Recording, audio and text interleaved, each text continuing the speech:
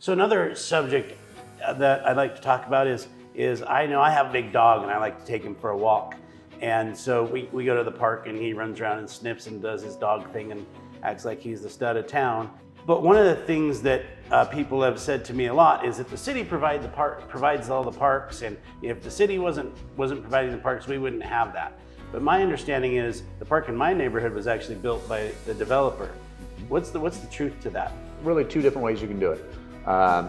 There are cases where in a big project, a city might want a park within that project, and that developer will put that park in. Carrington Meadows in Hayden there's a park right when you pull into that neighborhood, and that park was paid for by the developer.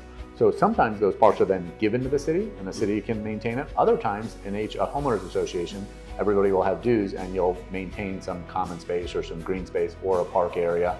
So in a smaller project, so if you think about somebody just taking some land and making it into 4 lots, well, you don't really need a park for 4 lots. So usually those 4 lots, what the city says is, just give us some money in lieu. And so they have that all figured out. The city has a park master plan of all the kind of parks, where they like parks, how many parks they like, what it costs to build them.